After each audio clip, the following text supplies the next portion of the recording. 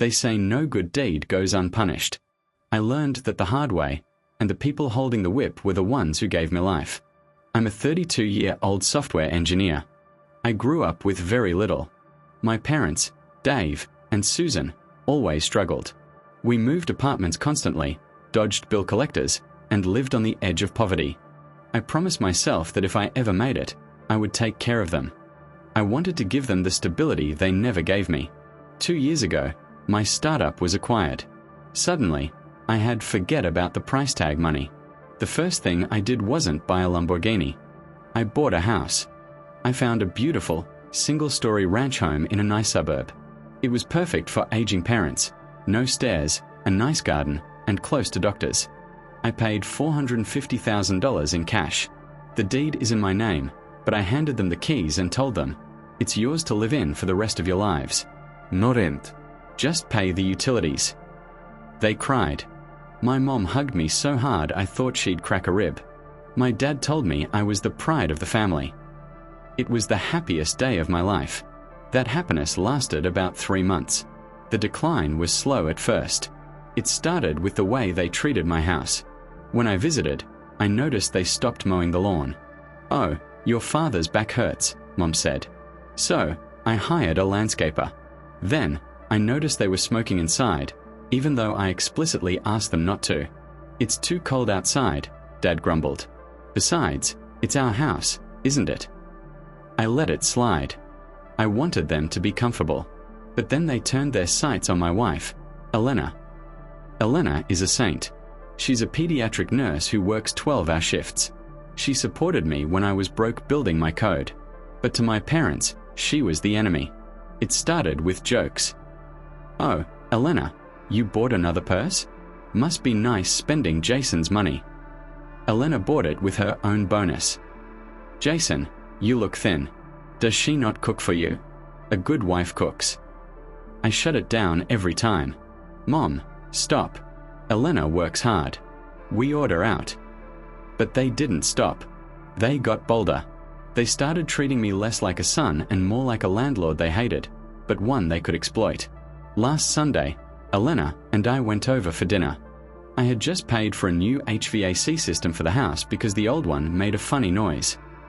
We walked in, and the place was a wreck. There were boxes everywhere. The sink was pile-high with dirty dishes that smelled like they'd been there for a week. "Mom!" I called out. My mom walked out of the kitchen, wiping her hands on a dirty rag. She didn't say hello. She looked at Elena and sneered. "Oh, the princess is here. I hope you didn't expect to be waited on. I'm tired." "We brought food," I said, holding up takeout bags. "We just wanted to say hi." My dad walked in from the backyard. "Hey, moneybags. The landscaper you hired missed a spot behind the shed. You need to call him and chew him out. I'm not paying for half a job." "You aren't paying for any job, Dad," I reminded him. "I pay him." "Same difference." Dad waved his hand dismissively. "Also, the master bathroom faucet is dripping. You need to come over Saturday and fix it." "I can't Saturday," I said. "Elena and I are going away for our anniversary." Mom scoffed. "Anniversary? You two spend money like water. You should be saving. Your brother needs help, you know." I stiffened. My brother, Kyle, 28M, is a professional deadbeat. He has been finding himself for 10 years, usually with the help of illegal substances. I had a strict rule. I help Mom and Dad, but I do not fund Kyle. "We aren't talking about Kyle," I said. "Well, we should," Mom said aggressively. "His family. And he's having a hard time. But you're too busy buying your wife expensive jewelry to care about your own blood." Elena squeezed my hand. "Let's just go, Jason." As we turned to leave, I noticed something odd. There was a pair of size 12 Timberland boots by the door. My dad wears a size 9. And there was a smell drifting from the hallway, a smell I recognized from my brother's old apartment. Stale weed and body odor. I looked at my parents. "Is Kyle here?" My dad crossed his arms. "This is our house. We can have whoever we want over." I didn't know it then, but having him over was a massive understatement. I tried to ignore the red flags. I told myself, It's just an adjustment period. But then Thanksgiving arrived, and the illusion of a happy family shattered completely.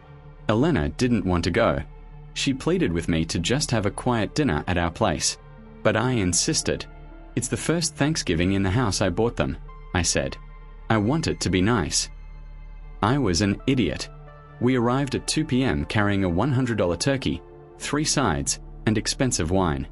I had hired a cleaning crew to come the day before so the house would be spotless for the holiday. When we walked in, the smell hit me instantly. It wasn't roast turkey and sage. It was stale cigarette smoke and marijuana. And there, sitting in my dad's recliner, was Kyle. He didn't just look like a guest. He was wearing pajamas at 2 p.m. His gaming console was hooked up to the main TV. There were piles of his laundry on the dining room table, the table I had bought for family gatherings. "Sup, bro," Kyle grunted, not looking away from the screen. My mom bustled out of the kitchen. She looked frazzled. "Oh, you're here. Finally. Elena, put that food in the oven and then come help me mash the potatoes. My arthritis is acting up." She didn't ask. She ordered. Elena, being the better person, just nodded and went to the kitchen. I walked over to the dining table and shoved Kyle's dirty underwear off of it. "Kyle, why is your stuff everywhere?" "I live here now, man," Kyle laughed, pausing his game. "Mom said I could take the guest room. It's sweet. Private bath." I felt the blood boil in my veins. "Mom." I called out. She walked in, wiping her hands. "What is it now, Jason? Stop yelling." "Kyle lives here." I asked, pointing at him. "I told you explicitly that this house was for you and Dad, not for Kyle to crash in indefinitely. He needed a place." Dad shouted from the hallway, walking in with a beer. "He's your brother. He got kicked out of his apartment because the landlord was a fascist. We aren't going to let him sleep on the street just because you're on a power trip. He got kicked out because he doesn't pay rent." I argued. "And now he's going to sponge off you." "It's our house," Dad said, stepping into my personal space. "You gave it to us. That means we make the rules. If we want your brother here, he stays. End of discussion." I bit my tongue. It was Thanksgiving. I looked at Elena in the kitchen, furiously mashing potatoes, trying to be helpful. I decided to survive the meal and deal with it later. We sat down to eat. The tension was thick enough to cut with a knife. Midway through the meal, Kyle reached for a third helping of turkey. "This is dry," he complained, chewing with his mouth open. "Elena, you overcooked it." "Elena froze." I followed the instructions perfectly, Kyle.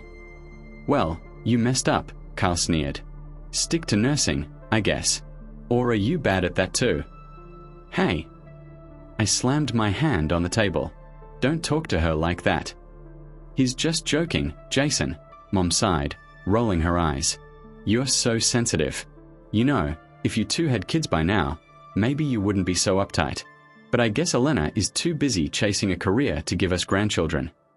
The room went silent. They knew we had been trying. They knew we had suffered a miscarriage last year. It was the one thing that still hurt us deeply.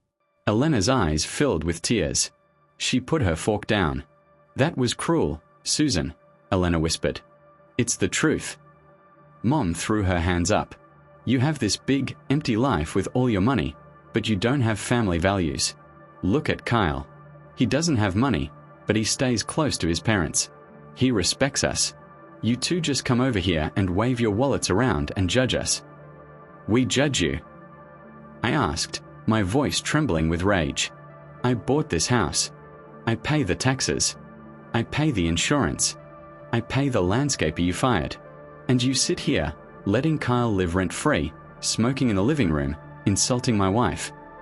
It's our house." Dad roared, standing up. "You gave it to us.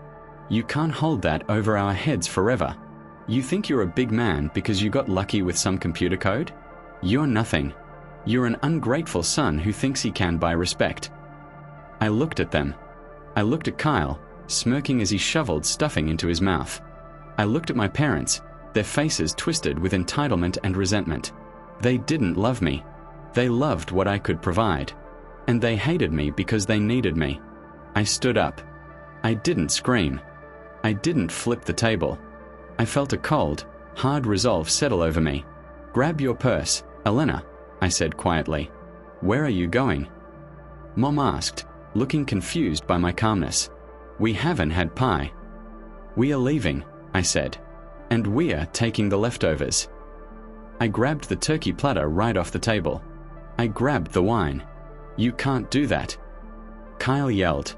I was still eating. Buy your own turkey, Kyle, I said. I took Elena's hand and walked to the front door. If you walk out that door, don't bother coming back for Christmas. Dad screamed at my back. You're breaking your mother's heart. I opened the door. Don't worry, Dad. I won't be back for Christmas, but you'll be hearing from me soon. I walked out into the cold November air. As I buckled Elena into the car, she was sobbing. I'm so sorry, I told her, kissing her hand. I promise you, it ends today. What are you going to do? She asked, wiping her eyes. I looked back at the house, the beautiful $450,000 ranch I had bought with so much love and hope. I saw the silhouette of my father yelling in the window. I'm going to remind them who actually owns the house, I said. I didn't answer their calls that night. I didn't answer them the next day. Instead, I sat in a high-rise office downtown with a real estate attorney named Mr. Sterling. So, let me get this straight, Sterling said, reviewing the deed. You own the property fee simple. There is no lease agreement. They pay zero rent. And you want them out. Yes, I said. All three of them. My parents and my brother.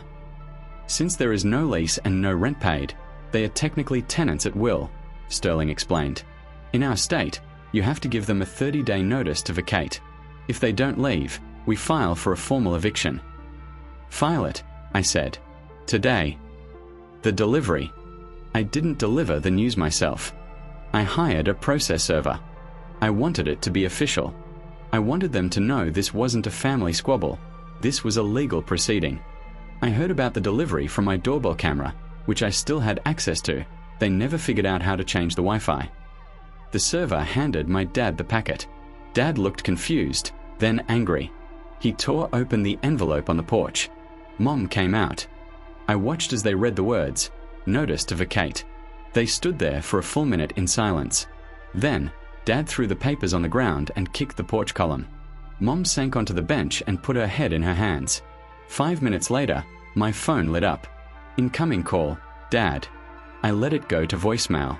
Incoming call, Mom. I let it go to voicemail. Incoming call, Kyle. Blocked. They left 14 voicemails in 1 hour. I listened to one from my mom. Jason, what is this? A lawyer. You're kicking your own parents out on the street? How can you be so cruel? We are old. Where are we supposed to go? Call me back right now and tell me this is a sick joke. It wasn't a joke. The confrontation. A week later, I went over with a police escort to inspect the property. I had the legal right to do so with notice. When I walked in, my parents looked haggard. The house was even messier than before. Kyle was nowhere to be seen, hiding in his room, probably. You can't do this, Dad spat, stepping toward me but stopping when he saw the officer behind me. We have rights. Squatters' rights. You aren't squatters, I said calmly. You were guests. And guests can be asked to leave. You have 3 weeks left. We raised you. Mom screamed, tears streaming down her face. I wiped your bottom. I fed you. And this is how you repay us? Because of one bad Thanksgiving. It wasn't one bad Thanksgiving, Mom, I said. It was the insults to my wife. It was the entitlement. It was moving Kyle in without asking. It was treating me like an ATM instead of a son. We'll change, she pleaded, grabbing my arm. We'll kick Kyle out. We'll be nicer to Elena. Just don't take the house, Jason. Please. We love this house. I looked at her. I saw the fear in her eyes. A part of me, the little boy who just wanted to please them, wanted to cave. Then I remembered Elena crying in the car. I remembered the smirk on Kyle's face. It's too late, I said. You broke the trust. I'm selling the house. The end. They didn't leave willingly. We had to go to court. The judge was not sympathetic to their "we are his parents" defense. He granted the eviction order. On the final day, the sheriff arrived to escort them out. I watched from my car across the street. I watched them load their boxes into a U-Haul. I watched Kyle dragging his mattress out, looking furious. They trashed the place on the way out. They poured bleach on the carpets. They smashed the mirrors in the bathrooms. It cost me $15,000 to repair the damage before I could list it. But I sold it. I sold it to a nice young couple who were expecting their first baby. My parents and Kyle moved into a cramped 2-bedroom apartment in a bad part of town. They tell everyone who will listen that I am the devil. They post long rants on Facebook about ungrateful children. I don't care. Elena and I are pregnant now. We are having a baby girl. And I promise myself one thing. I will teach her that love is unconditional, but access to my life and my wallet is a privilege, not a right. I cut off the dead weight, and for the first time in my life, I can finally breathe.